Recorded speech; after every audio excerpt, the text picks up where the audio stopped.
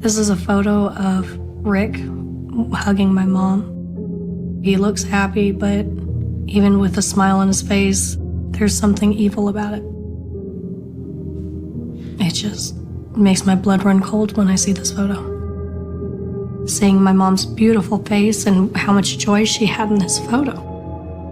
And this monster hugging her. It was like a demon on her back. This photo is a lie. There were happy moments. It was not a happy life.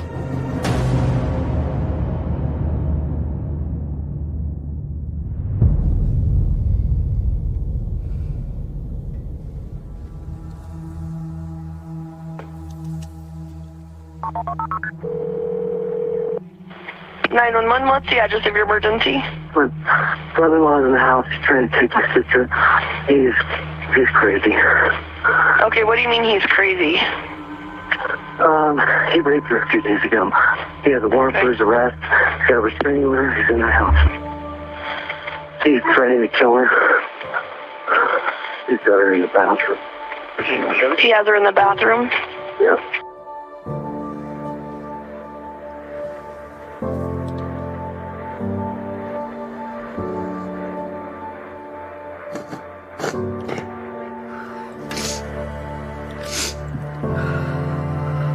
Never heard that.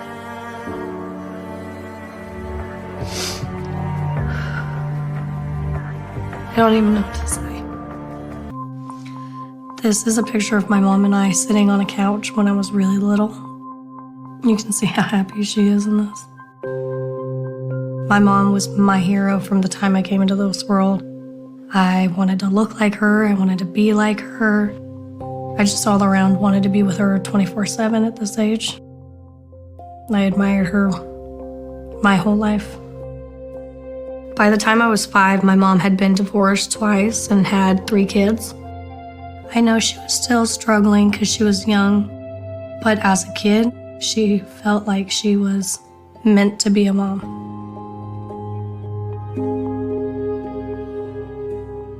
In 2002, my mom met Rick. They'd go out onto these lovely dates, and she'd come back with a huge glow on her face and flowers, and it was so sweet. And that's what actually made me warm up to him so fast, was seeing how he treated her. They didn't get married until several years into the relationship. At this time, it was too early to imagine that this charming, sweet man would be the person to drag us all into darkness.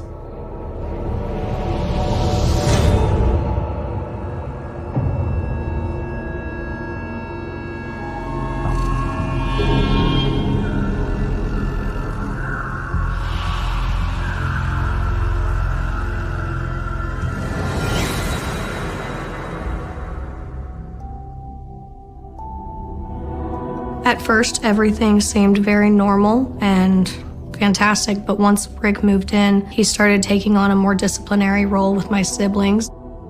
Instead of having a normal reaction, it was always an exaggerated reaction to every little thing. One of my siblings was potty training, and he was beyond hard on him. And if he didn't go to the bathroom the way he was supposed to outside of the diaper, he was told he was lazy and worthless.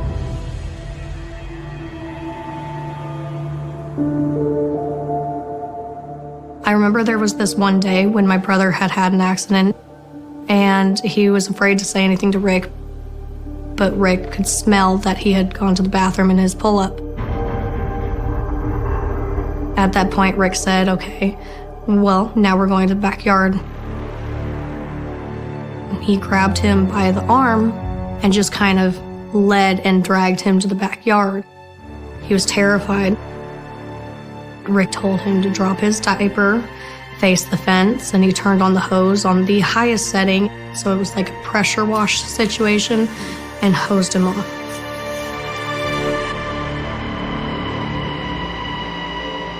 My brother was begging him to stop. "Please don't. This is cold. It's so cold it hurts. I'm freezing." And he was just sobbing. It was winter at the time, so it was a very traumatic experience. I remember Rick, he was smiling and he was laughing the entire time. He found it to be amusing when any of my brothers were in pain. After that incident, I noticed my brother absolutely shaking and terrified. And he's like, "Please don't tell Daddy. I had an accident. I don't want him to know." For me, watching my brothers go through this, I felt like I needed to do something to protect them, but I didn't know how because I was a kid myself. But this was my turning point on when I started watching Rick more closely.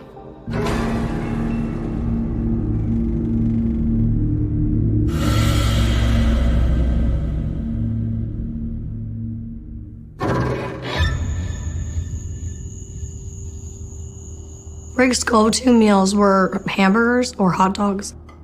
Usually hot dogs was something we'd eat for months on end, every single night, and some lunches, because it's the least amount of money he had to pay to feed us. And even when we had money, it would be spent on food he liked for himself. Rick would make his steak potatoes and would audibly be enjoying his steak and potatoes as a way of showing how much he liked it. And then this night, once again, we had hot dogs in front of us, and just the smell of them were making me, gag it down. I couldn't even bring myself to take a bite. And I begged Rick, "Please don't make me eat this." I can't do this.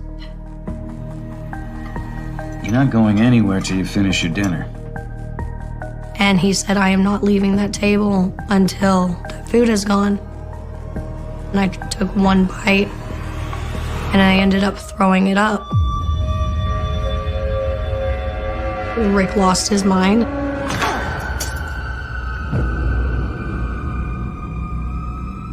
He tossed me some paper towels and told me I needed to clean up. Scrub the floor! He told me I had to stay there and finish that food, even if it meant I was there all night.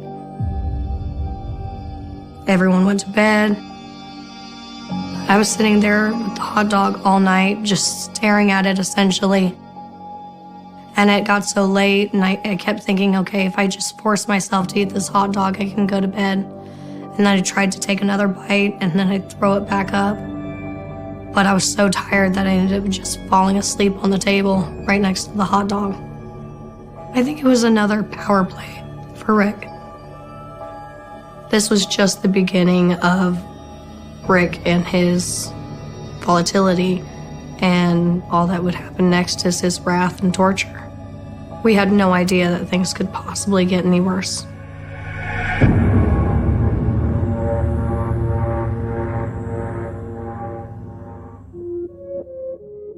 On one time in particular, when we moved into the house, we noticed that there was a dog still there. Me and my brothers were so excited, we begged and pleaded to keep it, and even my mom begged him to let us keep it, so he gave in and let us have her. And one day, Rick was downstairs on the computer across the room from us. We were all right around the dog, and my youngest brother fell and landed on her back hip. She kind of made a little gruff sound. As soon as Rick heard the sound, he jumped up and said that she tried to bite my brother. She bit you? And I was right there and I said, no, she didn't. She just got scared that he fell. And Rick started going on a tangent about how she tried to bite him. And he said, our only option is to put her down ourselves. When Rick said he had to put her down, I immediately was heartbroken. I didn't understand what that meant at first, but then it kind of clicked that that means to take her life. And we all started bawling hysterically. My mom came downstairs and heard all of us bawling our eyes out, and she was trying to tell Rick, we don't need to put her down. And at this point, my mom and all of us were frantic. Rick, what are you talking about? You don't have to do this. Rick had us all go outside, and he told my mom to keep all of us facing forward, not to turn around.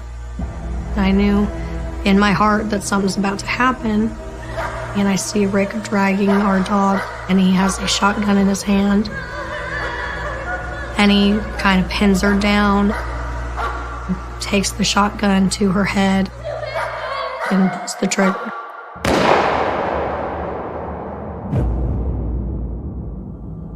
was horrified.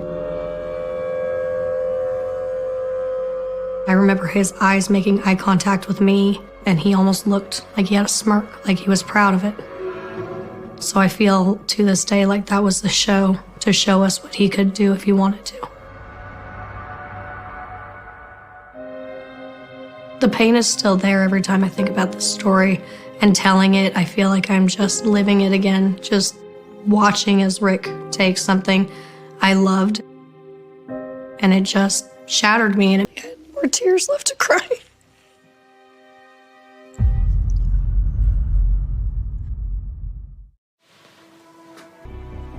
Enjoy watching someone be afraid of them and seeing someone suffer.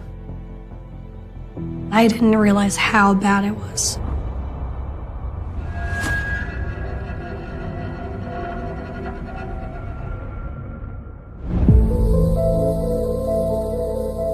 Rick had the expectation that when he was coming home from work, we had to already be in bed and asleep. And if we weren't, it was a huge disaster. One evening, we were all playing in the living room, and we were all having fun and having a good time. And then all of a sudden, Mom got a phone call. Hello? And after she got off, she seemed very anxious. And she said, "We need to get you guys in pajamas and you guys need to get in bed now." Whatever you do, do not open the door. She said, "Lock this door. Don't open it for any reason." Okay? I heard the front door swing open, and I could hear Rick just immediately start cussing and carrying on. And I'm hearing my mom say, "You're not making any sense, Rick. They are in bed." And at this point, I'm getting really scared that he's going to try and bust through the door or something like that. And then it sounded like he grabbed her and dragged her into their room. I heard a lot of slamming around. I remember my mom crying and a lot of muffling sounds. And I just kind of sat there and listened to it all. I remember thinking he's hurting her and I needed to help her, and I couldn't because if I exited the room, it would be me.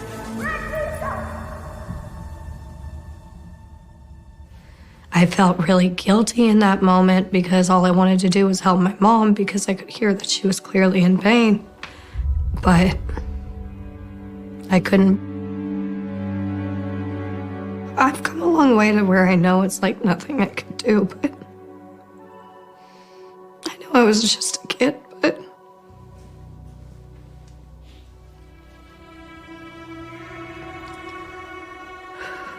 I wish I could have helped her. My mom protected me. I needed to protect her. But I just wasn't strong enough. And I know that's not how it works, but that's how it feels.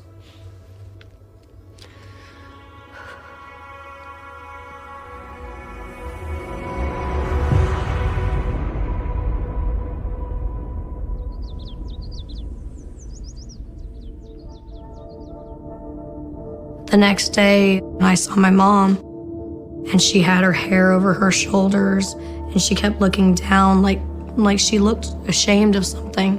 And I remember asking her if everything was okay. She kept saying, "I'm fine." Her lips were even quivering a little bit, like she was on the verge of tears.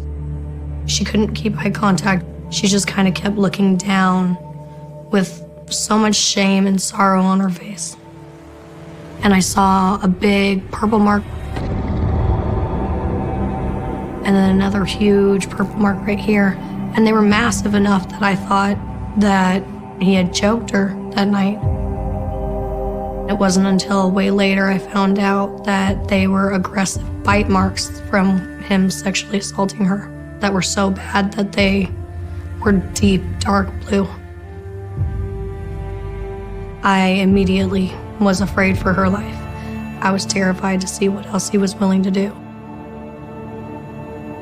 At the time, I couldn't figure out why he had so much power over my mom, and it wasn't until later that I found out that he had been making threats to her to take her kids and to do things to her that pretty much kept her in submission.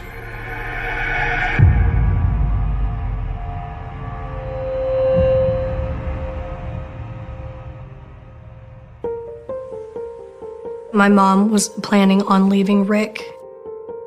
And actually on a day that Rick went to work, it was the day we planned on making our escape. I helped my mom pack everything we could throw into trash bags. My mother went to stay with my grandmother with my siblings. But my mom was so concerned for my safety that she contacted my dad, and they agreed for me to live with my dad until everything could be figured out. When I left, I was hysterical.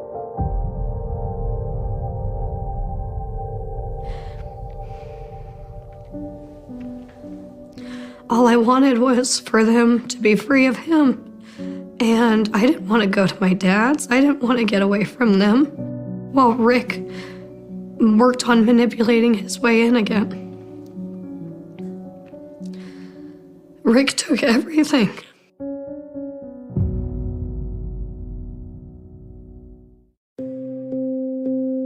While I was living with my dad, I missed my mom and my siblings a lot, but I had a lot of hope because I know she had a lot of hope. She wanted to get a job. She wanted to help get a place for her and my siblings. She just wanted a fresh start. She wanted to be completely free of him.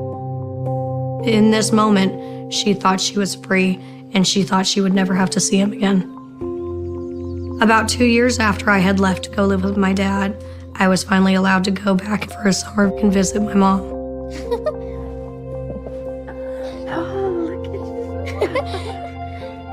I see my mom, and I'd never been so happy in my life. I finally got to see her again. I ran up to her and gave her a big ol' hug, and the first thing I noticed is that she had her wedding ring on. Why are you wearing that? Oh. And I asked her, I said, "What is this doing on your finger?" And she said, "What do you mean?" I said, "You left that on the counter when you left Rick. He's back, isn't he?" And she said, "Yes, Kayla, but there's a lot to it. I need to talk to you." Mom. She said, "Please, please, let me talk to you. Let me try to get you to understand." I just stood there in shock. But I was so angry in the moment because I missed out on seeing her and my siblings for 2 years because I wanted her to get away from him.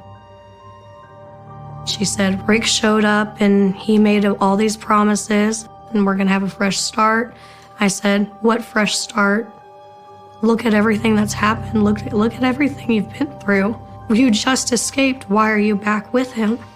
And I could tell she wasn't really giving me all the truth. I don't think she wanted to. That's when Rick came downstairs. And I'm trying not to throw up because I'm so nervous and so upset that he's even there again, and I knew it wouldn't change anything. And he's not talking to me, he's ignoring me. And all I can think is the man who kept me from being able to see my mom all this time is here and living here like he deserves to, and treating me like dirt even though I didn't do anything wrong. But my betrayal was because I had done everything I could do to help her leave, and I really thought it was going to follow through. And I felt disappointment because I felt like I had failed her, and I felt that someone could have done something more to keep Rick from coming back in our lives.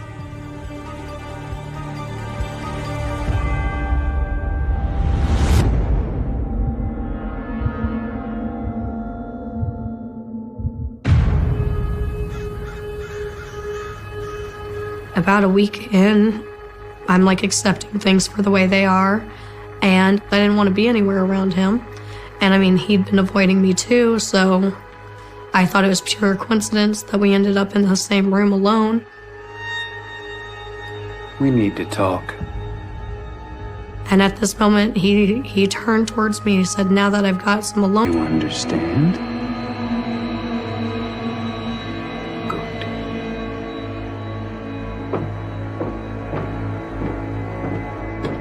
And I just said, "Okay, yes, sir." When I was 17 and in high school, I was living with my dad. I found out that I was pregnant with my first daughter. When my dad found out, it did not go over well. I left my dad's as soon as possible and flew to Colorado to go live with my mom. I was thrilled to be around my mom because I had her support, but being around Rick in the most vulnerable time of my life was awful. He made my life miserable.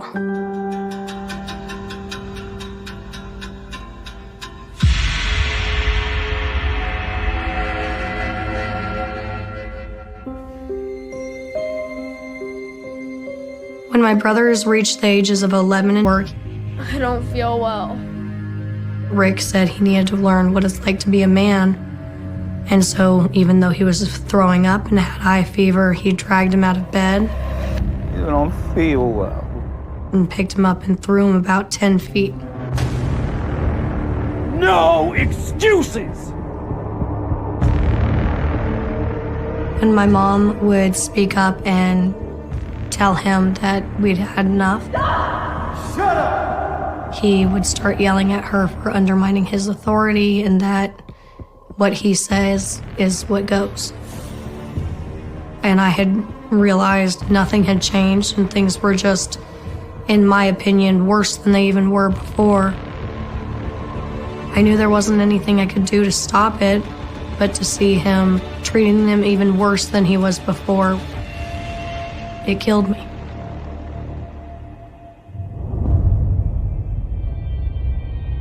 One day I was working at the local campground and I received a phone call. And when I answered it, it was a lady on the other end of the phone, and she introduced herself as an employee who worked for DCFS. And there was a case that has been opened up at my household, and that they'd be taking my daughter along with the other kids to go stay with my aunt. She said because I was at 18, I could either go with my daughter or stay with the adults. I was very blindsided, and the idea of leaving my 2-month-old baby, I chose to go with her. The lady immediately came to my work to pick me up and to take me to the house to gather some of my things. When we arrived, Rick was waiting for me. I'm just gonna give her a hand.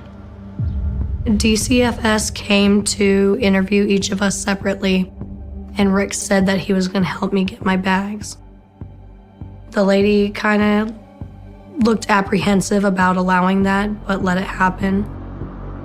So Rick and me went upstairs so I could gather some things for me and my baby. And as I'm packing, Rick is talking very quietly to me about what happened. He said one of my siblings reported them to DCFS, and he asked if it was me, and I said no. We were all far too scared to be honest with DCFS. I lied, and only one of us told the truth. It was one of our younger siblings, but my siblings' bravery is what made it possible for us to get away from Rick.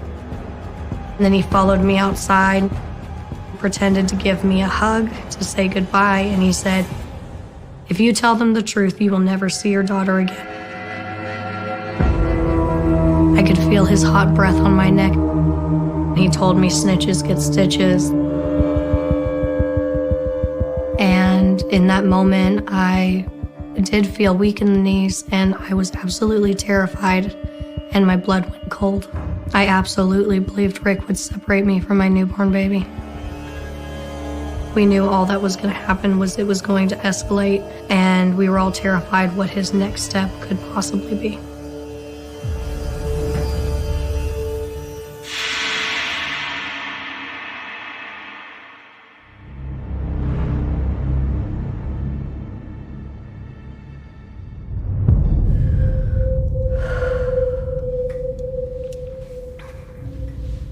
And I laid down and fell asleep really fast, and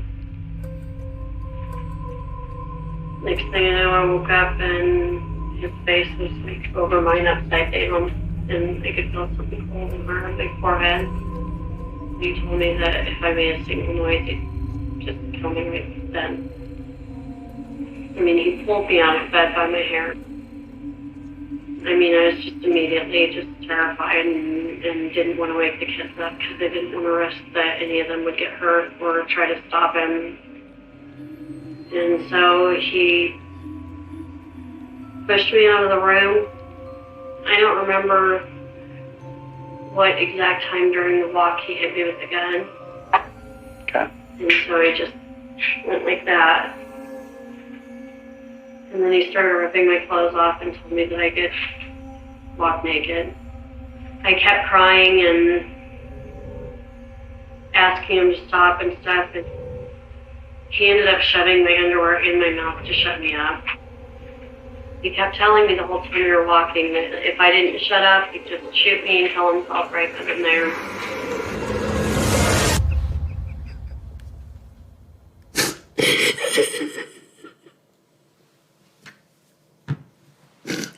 I'm sorry. She knew it was.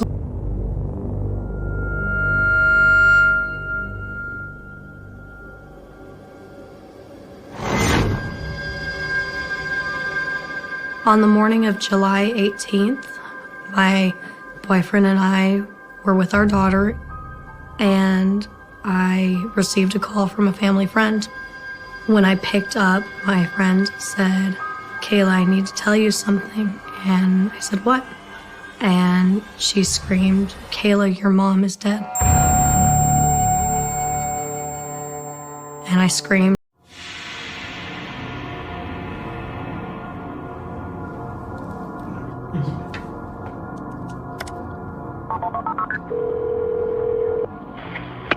What's the address of your emergency? My brother-in-law's in the house. He's trying to take my sister. He raped her a few days ago. He has a warrant for his arrest. He's got a restraining order. He's in the house. He's saying he's going to kill him.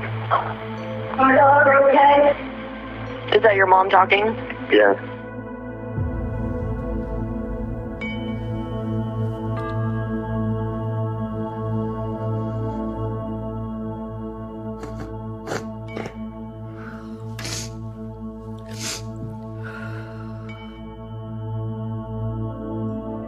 It breaks my heart to hear the chaos and the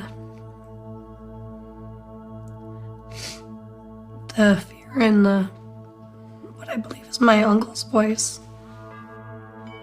And in the background is my grandma yelling, "Is my daughter okay?" And Rick threatening to kill her. It just never had to come to this. It should have never come to this.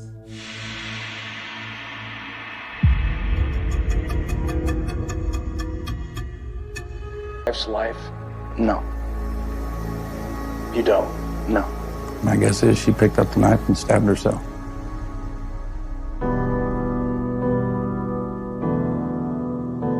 What Rick is saying in this video is what he used as his defense. My mom just couldn't imagine life without him, and so she must have done it to herself. So he continually used any defense he could as a ploy to get out of it, instead of taking responsibility. My mom had battled for 14 years to leave this worthless human being. What would make her choose this time, after everything and finally having freedom, to kill herself?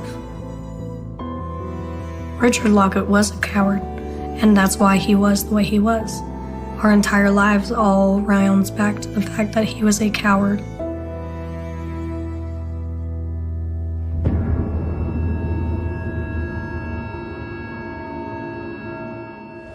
Needed to start the healing process.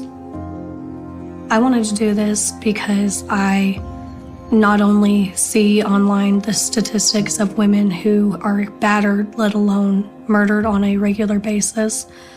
I know women have a hard enough time getting into domestic abuse shelters, and the ones that do exist are in deplorable conditions, which tends to force them back into the home of their perpetrator. And I am so tired of hearing and seeing this happen so much that something needs to change, and I'm hoping that with this, something at least lights a small fire, because this isn't the way to live. Living in fear is not a way to live. I'm not ready to see this monster in prison yet, but when I am ready, I want to be confident in my stride and unbreakable. I want to walk in there and look tougher than he has ever been. I want to tell him I'm fine. And what he did, it broke us temporarily. But while he rots in prison and is forgotten, our mom will live on for generations to be talked about, to be remembered in every way possible. They called me the Digital Saint. I didn't choose the name, my followers did. It started as a joke, a halo made of filters, a life edited down to perfection. Every post was clean, spiritual, intentional. Morning light, white linen, herbal tea. Peace, they'd comment. Goals, God sent. But peace was a performance. I was praying to an algorithm, posting until my soul felt optimized. Every confession was scheduled. Every smile was rehearsed. And when the world believed I was holy, I started believing it too. Until one girl, 19, pale, fragile, copied my life exactly. She ate like me, slept like me, starved like me. And one night, she didn't wake up. They said it wasn't my fault, but I know what faith looks like when it dies. I used to be ordinary, a marketing assistant in Toronto, buried beneath fluorescent lights and scheduled meetings. The kind of girl who'd scroll through perfect lives during lunch breaks, yoga bodies, clean kitchens, couples who kissed under white sheets. I told myself it was harmless envy. But envy, I learned, is just admiration that's starving. I had grown up Catholic, in a quiet house where silence was a virtue. My mother prayed for humility. I prayed for attention. There was always something divine about being seen, not by God, but by everyone. It started small, a borrowed camera, a neutral palette, a rented Airbnb that looked like a sanctuary. I posted my first photo, a single candle beside a notebook, captioned, "Discipline is devotion." 20 likes, then 100, then thousands. I began to curate myself like scripture. Every object around me had to reflect purity. No clutter, no noise. I deleted old photos, muted messy friends. The cleaner my life appeared, the louder the applause. People didn't want real. They wanted holy imperfection, something that looked honest but never bled. So I became that, a saint with Wi-Fi. I'd wake at dawn, light candles I didn't need, write captions that sounded like prayers. Grace is routine. Stillness is a rebellion. They believed it. I believed it. The first brand approached me, a vegan skincare company. They called my feed Divine Minimalism. I accepted their free products and posted in exchange. My salary barely covered rent, but online, I lived like serenity itself. And then came the followers, mostly young women. They told me I healed them, that I made them want to be better, that I was proof peace was possible. I'd reply with soft words, like scripture written in DMs. But deep down, something darker grew, a need to stay flawless. Because peace doesn't trend, perfection does. Soon, my life wasn't mine. Every breakfast, every walk, every prayer, content. Every tear, postponed until the camera was off. I stopped calling my mother. Her kitchen was too messy for stories. I stopped going out at night. The light was too yellow for photos. The online world became the real one, and the real one too raw to post. I remember the day I hit 500,000 followers. I was in a white robe, drinking herbal tea I hated. When the notification came, I whispered, Amen. It felt like a blessing. It was the beginning of my worship. Because once you've been adored by strangers, silence becomes unbearable. I used to think influence was about meaning, that if I could make people feel calm, seen, or loved, then I was doing something right. But the truth is, calm doesn't pay rent, and love doesn't negotiate contracts. It started with the brand emails. Your aesthetic aligns with our mission. Partnership opportunity for spiritual wellness retreat. Can we send you to Bali for content? I said yes to all of them. Soon I wasn't just posting, I was preaching lifestyle doctrine. Every caption turned into a commandment. Own less, feel more. Detach from ego, and maybe buy this candle. My followers called me their light. The irony burned quietly inside me. When the first company wired real money, not samples, it felt holy. $10,000 for a week of posts. I told myself it wasn't greed, it was gratitude. But gratitude can hide hunger. I began shaping my faith to fit the algorithm. The less I showed of myself, the more they believed. They didn't want my voice. They wanted the silence that made them feel clean. So I stopped speaking naturally. Every sentence became sculpted, breathy, deliberate, aesthetic. I remember filming my morning routine, sunlight, linen sheets, oatmeal, journaling. But off camera, I was drinking instant coffee in sweatpants, scrolling through my own feed like a pilgrim worshiping her reflection. That was the first fracture. The day I realized I was living in two bodies, one for the camera, one for the truth. One afternoon, I was invited to speak at a digital wellness summit in Montreal. They introduced me as the embodiment of serenity in a chaotic world. The audience, hundreds of faces lit by blue light, waited for wisdom I didn't have. I talked about balance, mindfulness, surrender. Words that had once meant something when I whispered them into my journal, now hollow, repackaged, branded. After the talk, a girl came up to me, trembling. She said, "You saved my life." I smiled, but something inside me twisted. That night, in my hotel room, I looked at myself in the mirror. For a second, I didn't recognize the woman staring back. The face was perfect, symmetrical, calm, but the eyes were empty, like a saint made of glass. And that's when the idea struck me, to build a movement, to turn devotion into community. I called it Digital Grace, a self-love initiative, weekly meditations, a space for intentional living. But it wasn't free. Membership tiers, brand partnerships, exclusive videos. I told myself I was helping people find peace, but I was really selling them mine. Within months, Digital Grace became a phenomenon. Journalists called me the mindful capitalist. A magazine cover followed, then a sponsorship with a global tech brand. Each collaboration came with one condition: stay perfect. No politics, no personal pain, no visible flaws. Perfection, they said, inspires. I believed them until I stopped believing in anything else. My DMs overflowed with testimonies. Your voice helps me sleep. I stopped drinking because of you. You're like a mother. You're like God. And I, the girl who once cried alone in cubicle bathrooms, became a savior.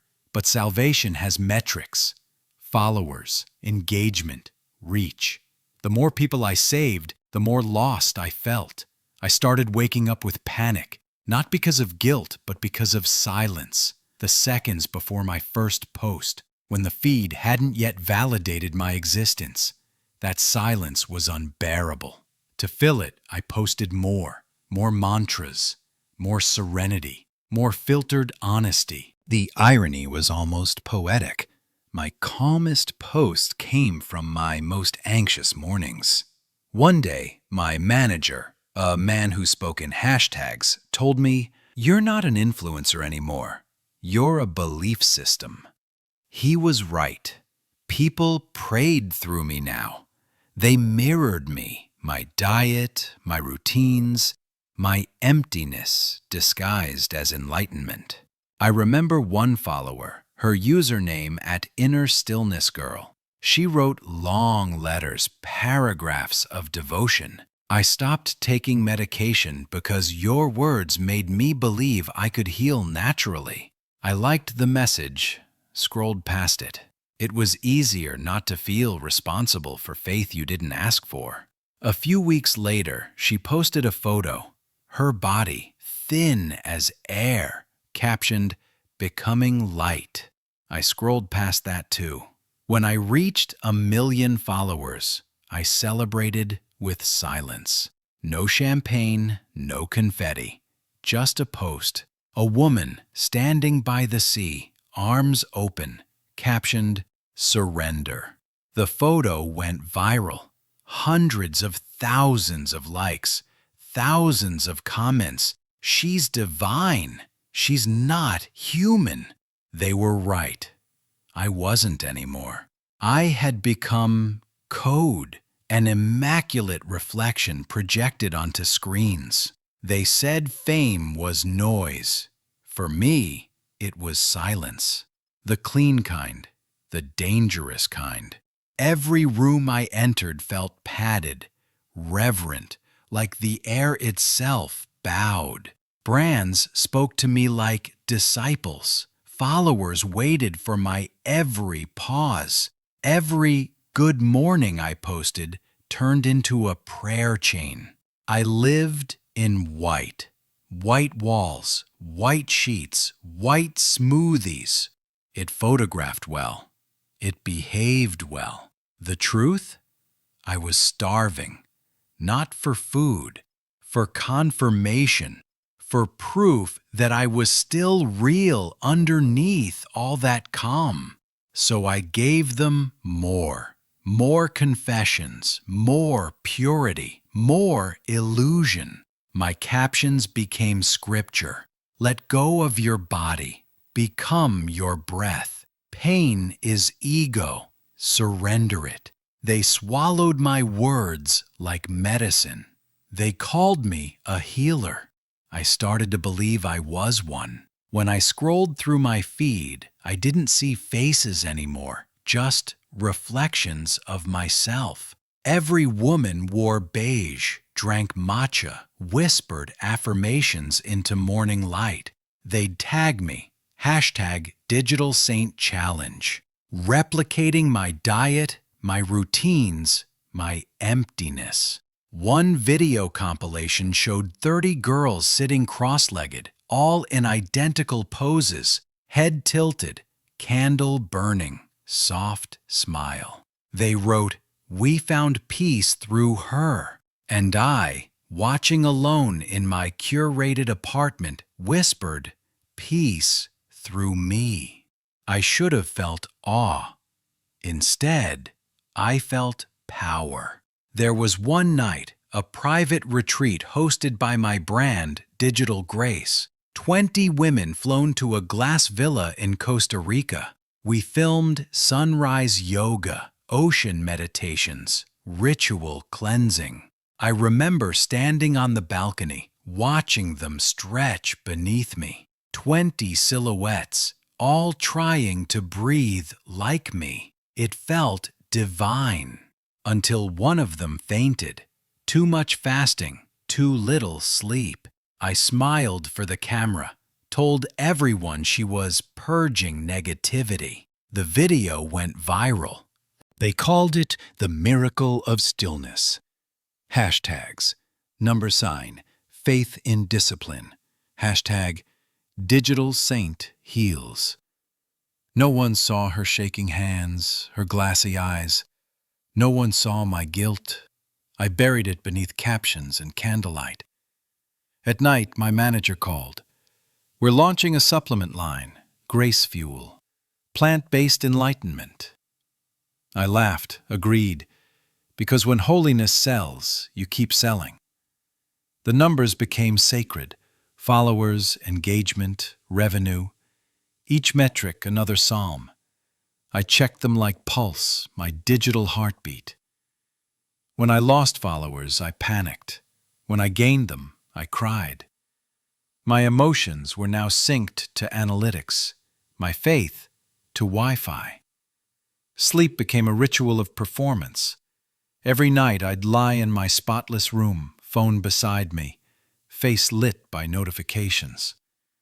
The glow felt like prayer, 1,000 hearts blinking in the dark, proof that I existed. But sometimes between the pings came silence, and silence was unbearable. So I'd scroll through DMs, desperate worship, desperate pleas. One message stood out.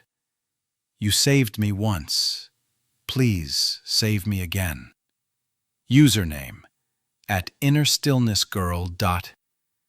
I remembered her, the girl who'd stopped her medication. She was shrinking, fading in her photos, smiling too much. Her captions mimicked mine word for word. She called me Mother Grace. I wanted to reply, to tell her to eat, to sleep, to stop following me. But what if she screenshotted it? What if my humanity broke the illusion? So I didn't reply. I posted instead. A new caption. Be light. Let go of what weighs you. Thousands shared it. She liked it within seconds.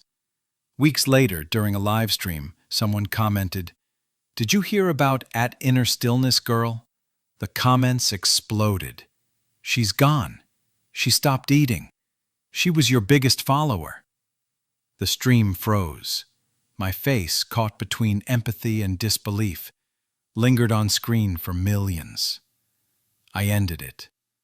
Then I stared at the reflection of myself on the black screen, and for the first time, the saint looked monstrous. I tried to disappear, logged off, deleted apps, flew to the mountains.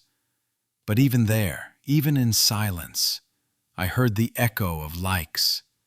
I saw her face in the candlelight, her hollow devotion, my reflection in her eyes. I thought about messaging her family. I drafted words. I'm sorry. I didn't mean. Deleted them. Instead, I wrote a caption. A storm photo, black and white. Caption. Healing is chaos. 500,000 likes. Comments. You're so brave. Brave. For surviving the death I helped design. That night, I dreamed of her. She stood in my white room, whispering, "You told me to let go of what weighed me." Then she smiled, empty, forgiving, and vanished into pixels. I woke up crying. The phone buzzed beside me.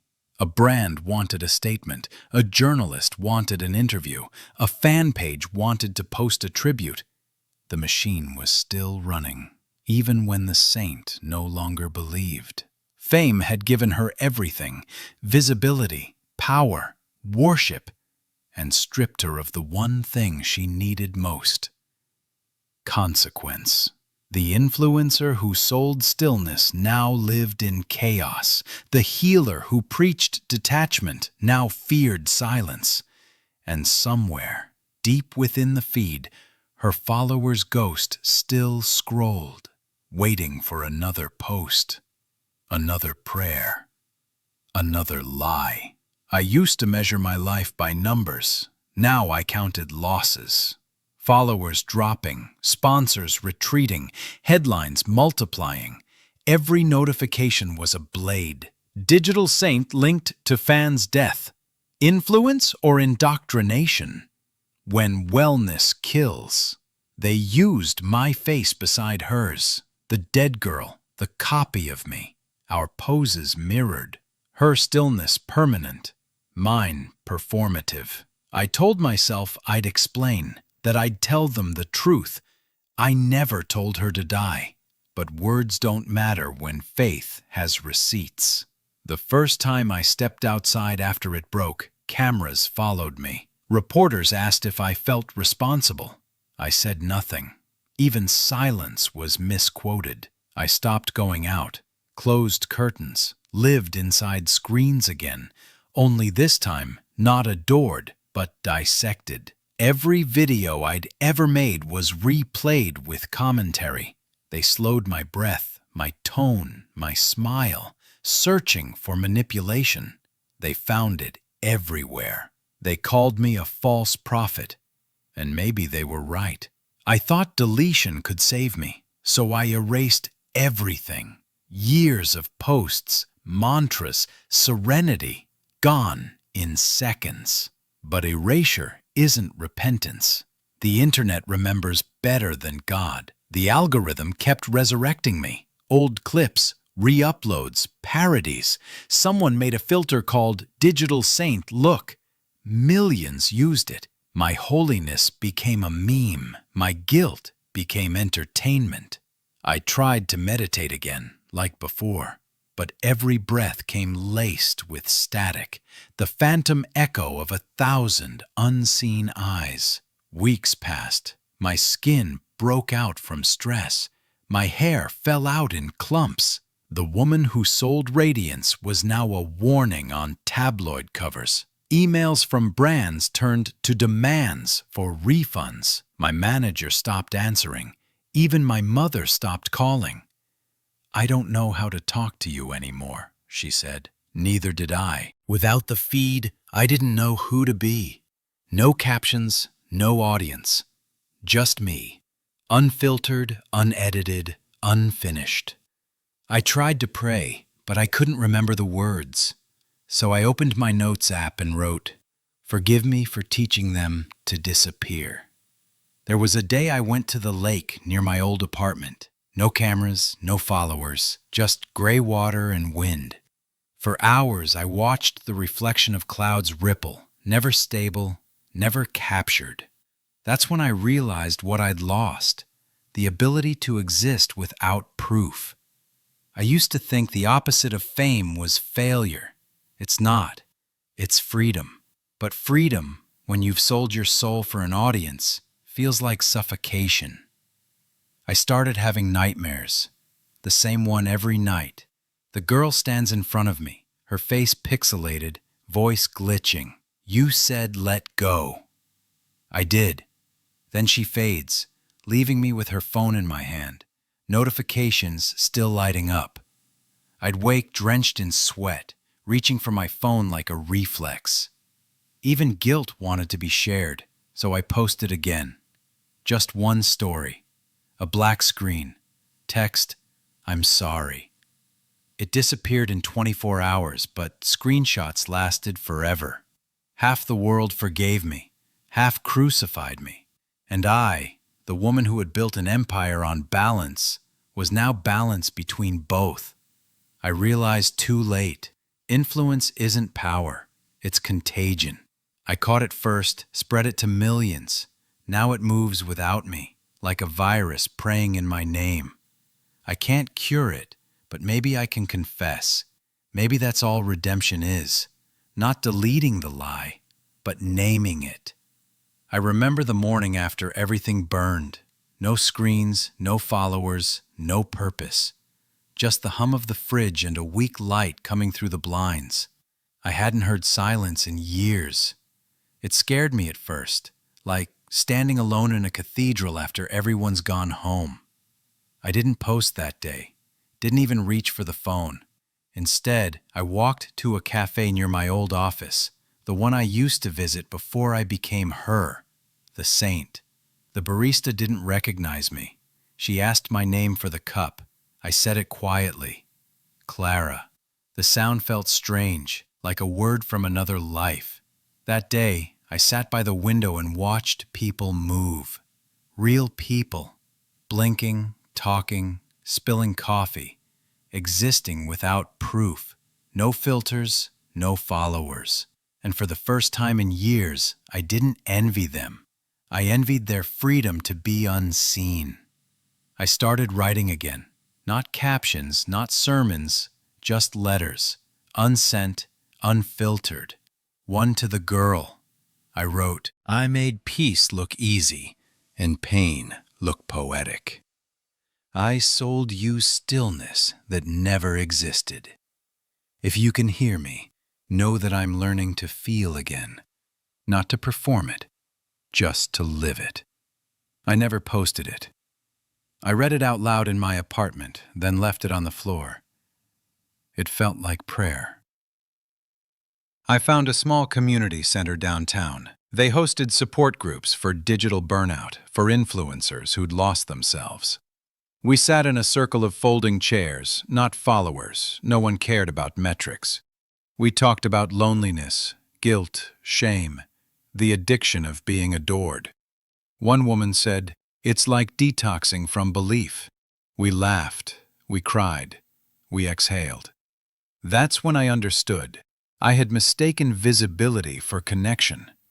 But connection starts when you stop performing it. Some nights I still light candles, not for content, for memory. One for her, the girl who believed too deeply.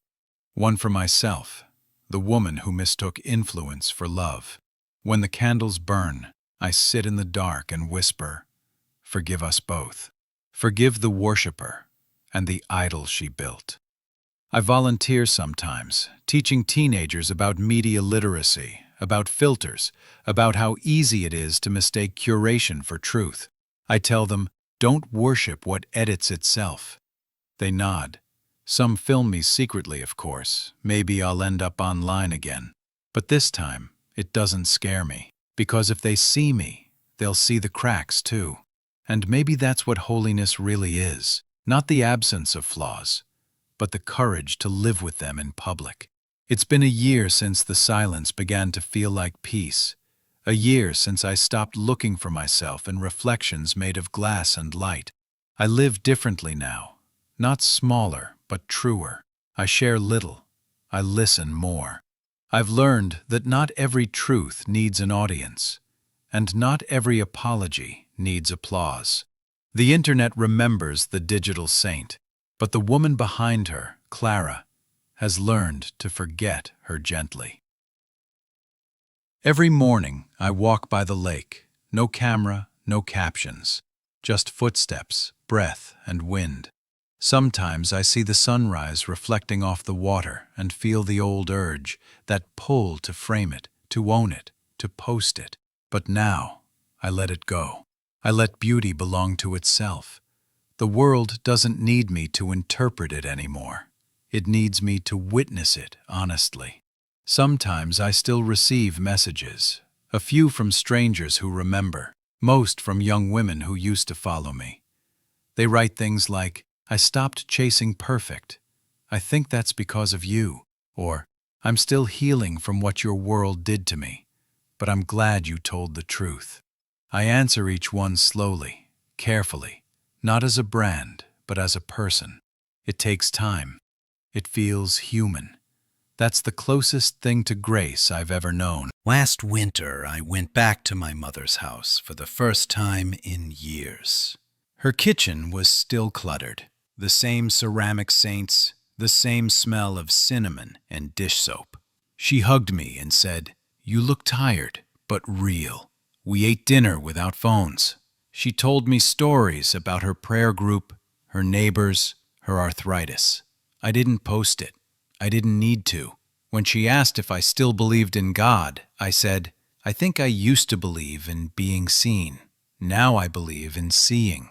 She smiled and crossed herself. Sometimes I dream of her, the girl who followed me too far. In the dream, she's alive again. She's standing in the same light I once sold, only this time she's smiling for herself, not for me, not for anyone watching.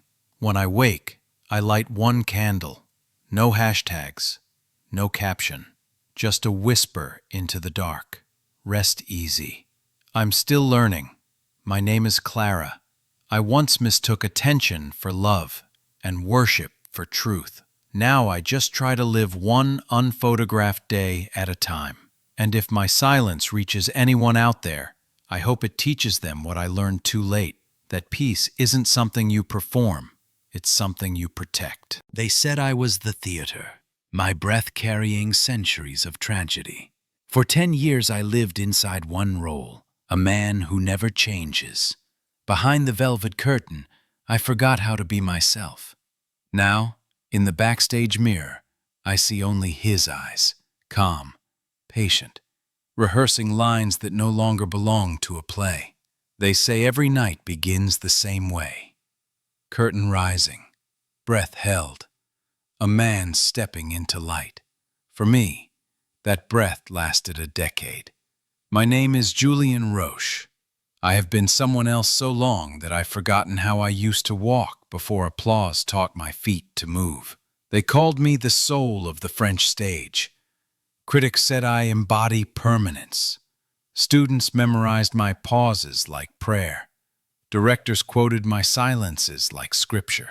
But when the audience left and the theater exhaled its dust and perfume, I remained, still in costume, unable to step out of light that was no longer there. The play was L'homme qui ne change jamais, the man who never changes. Irony has a cruel sense of humor. When I took the role at 35, the script felt like a blade sharpened on silence. A mirror for modern man, the director said. Then let me be the reflection, I answered. And I was. Every night I spoke the line, change is cowardice dressed as courage. To remain, that is divine. At first those words tasted eternal. Now they taste like dust. Theater is not a job to me. It is a religion. Each night I practiced vanishing. Makeup became skin. Costume became confession. People bowed to illusion and called it art. But devotion, when endlessly repeated, becomes a kind of death. Clara, my wife, used to wait after shows. A scarf, a kiss, a joke. Who are you tonight? Over time, the joke turned into an accusation. When she left, she packed little and said, "You found someone else, and he lives on stage." She wasn't wrong. I stopped going home. I slept in the dressing room. The janitor found me whispering lines into the mirror at dawn. Applause is forgiveness. It is also a drug. When the curtain fell, I heard my pulse echo through empty seats. Silence crawled toward me like a living thing. So I stayed, rehearsed long after midnight, not to improve, to prove I still existed. People say genius is obsession. They're wrong. Obsession is what you call it before it begins to eat you. "Julian, you've become truth," Gerard told me. He did not see that truth was no longer mine. My reflection did not answer to my name. Some days I forgot to remove makeup. I smoked in costume. I walked to cafes half in character. Strangers thought it was performance. It was survival. I once believed art would rescue me, disappear deep enough and I'd find the pure self below. The price turned out to be memory. I forgot my laugh. I forgot my father's face. But I remembered every cue of the man who never changes. They think I'm dedicated. They think I'm immortal. I'm not devoted to art anymore. I'm trapped in it. When the final bow comes, I linger, not for applause, because I can't move. Somewhere in me a voice whispers, "Leave, Julian, before you forget how." I never do. The first temptation wasn't money or lust. It was the promise I would never be forgotten. The premiere sold out. The Monday papers wrote hymns. A fixed star, one said. Roche is the stillness by which we measure our restlessness. I clipped the lines, said it was for a scrapbook. It was for oxygen. After the third extension, the producer poured 2 whiskeys and said like a priest, "We could run this for years. You've given people a ritual. Give them the ritual." Actors live in famine and feast. Here was a home that would never throw me out. I signed and called it art. It was fear of vanishing. My agent Lucas slid new scripts across tables. Risky, dangerous, alive. I skimmed pages and felt terror stroke the back of my neck. "What are you afraid of?" he asked. "Not being good enough," I said. You already are, he answered, but you'll forget how to prove it. He retired for Sundays and mistakes. I watched him choose life and mistook it for surrender. The understudy arrived. Bright eyes, shaking knees, reverence I recognized. Don't copy, understand, I told him. Inside I heard a clock. I rehearsed longer, polished gestures into weapons. They put me on television. I wore the costume jacket by habit and no one noticed or called it branding. You're the rare artist who disappears into the work, the host said. Cameras died, studio air went gray. A runner told me his mother adored me. In the car, I refreshed comments, feeding the mirror. Clara's notes once waited on our table. Bread in the oven, call your father, wear a scarf. One note said, come home as yourself. I didn't understand. Who else would I be? She sat on our hallway floor one night, glass of wine, like a tiny funeral. I can't be married to an echo, she said. We tried a weekend by the sea. I rehearsed on the shore while she slept. She heard me through the window and packed. You chose eternity. I choose one life. The apartment after felt clean the way a struck set feels clean. I gave donors backstage stories like bottomless wine. It must be liberating to do the same thing every night, a patron said. I nodded and didn't say that repetition is a ladder with no top rung. You climb until your legs forget ground. Fame softens small humiliations. A table found, a warning instead of a ticket, an extra roll from the baker, a conspirator's grin. Small mercies, small hits. I craved them. I smoked again. I called it fidelity to the role. It was something to do when applause ended. A boy waited nightly by the stage door, notebook trembling. How do you become someone forever? He asked. Forever slid under my ribs like sugar. I taught him breath and discipline. I didn't teach him how praise rearranges bone, or how a role locks the door from the inside. My mother's health faltered. Hospitals have their own curtains, white, washable, indifferent. I sat by her bed whispering lines. Nurses called it sweet.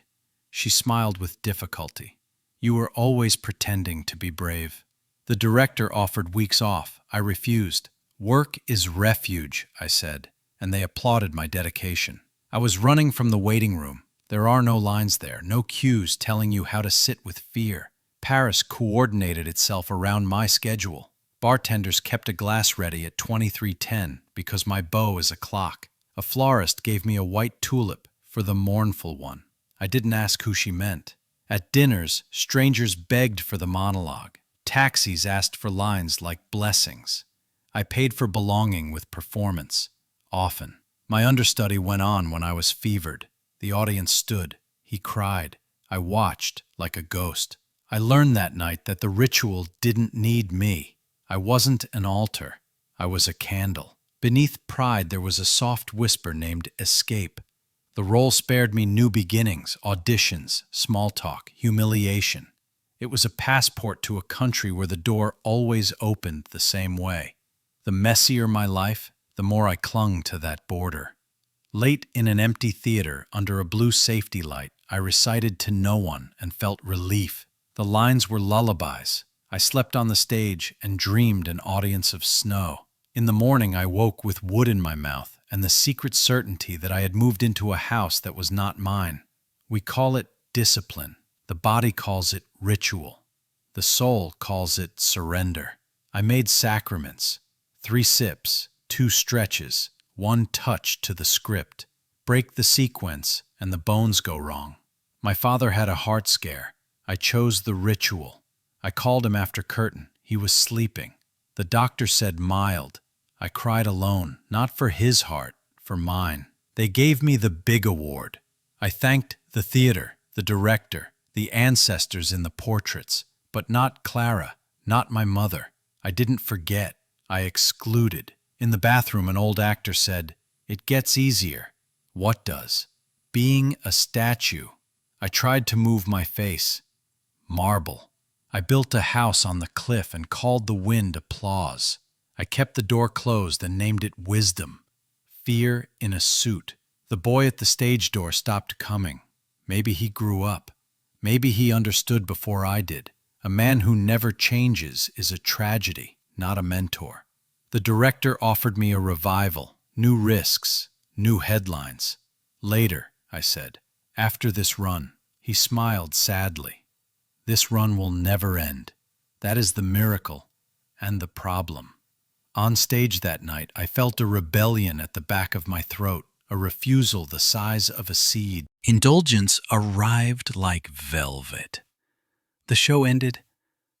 I stayed, smoked in costume, slept beneath hanging coats that smelled of dust and perfume.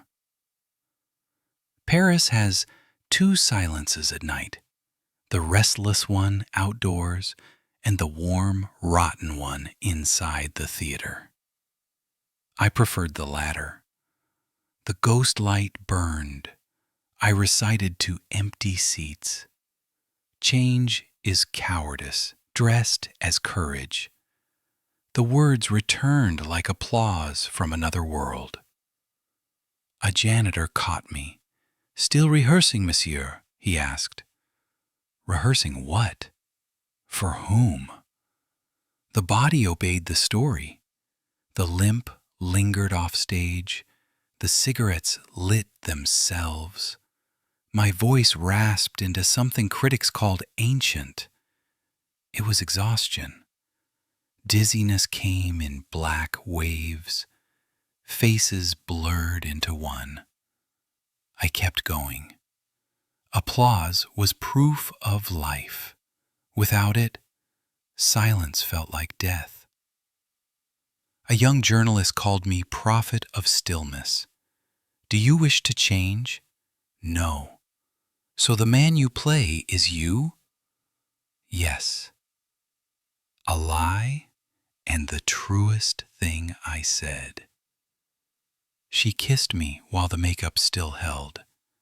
You never broke character, she whispered. I laughed from fear. I couldn't. Triumph season. Anniversary posters, chandeliers, a festival president shaking my hand. 10 years and not a line forgotten. Praise or prophecy? Toasts rang. To the man who never changes. Laughter echoed like nails touching wood. I drank alone and watched grease paint crack. I looked like someone wearing my face. Then the voice betrayed me. In Act 3, I opened my mouth and heard a dry rasp, a void. The audience leaned in, reading risk as art. I fought for breath and forced the line. They rose to their feet. I coughed blood in the sink. Trauma, the doctor said. Rest. I nodded and returned the next night. Sleep abandoned me. Days measured by rehearsal, nights by ovation. Dreams spoke in dialogue. Morning found me bowing naked to a mirror that refused to bow back. The character was winning. There is a false clarity before ruin. One night the words came from deeper than memory. I raised my arms like a priest and believed for a heartbeat that I was salvation. That is when I lost everything.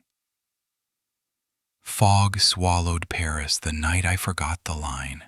Third act, lights rose, cue arrived. Nothing. Clean, perfect silence. Hundreds of faces waited. The prompter breathed the line from the wings. Nothing. My mouth belonged to someone who refused commands. I finally spoke, but not the line, my own name, small and broken. Julien. They applauded, thinking it theater. In that applause, something shattered cleanly. Backstage, the director called it raw, magnificent improvisation and begged me never to do it again. Improvised, like forgetting your language is craft. In the mirror, my double smiled too widely. "Bravo," he whispered, or the pipes did. My cords were fatigued, the doctor said. "I can't rest," I answered. "Then I wouldn't exist." I watched the show without me. The understudy stood in my light. He was good, too good. The role didn't belong to me. It never had. I left before the curtain call, chased by applause like a debt. I returned to an unlocked theater. The ghost light burned. My voice cracked to powder. In the mirror, nothing. No reflection, only smoke behind glass. I pressed my hand to it, and the world didn't move. I fell, stage opening like a mouth. They said dehydration, sleep deprivation, malnourishment. The real word was erased. In the hospital, a nurse turned on the TV, my understudy saying he hoped I'd return. I had already not. Discharged, I walked streets where no one knew me. The poster was gone from the facade. Same title, new face. I thought of buying a ticket to hear someone else live my life. I couldn't breathe. At home, empty but for costumes and an old poster, I tried to read. The words were blank. I tried to speak. My throat closed like a wound. Then, a quiet certainty. I had pretended to be a man who never changes, and succeeded.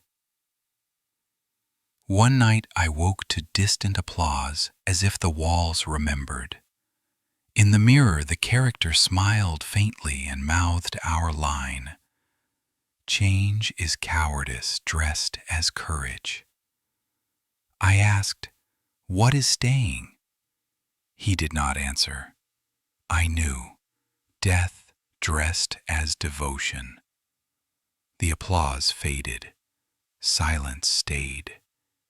In it, I heard my heartbeat. There is a peace after collapse, not relief, absence, the kind that hums in your bones.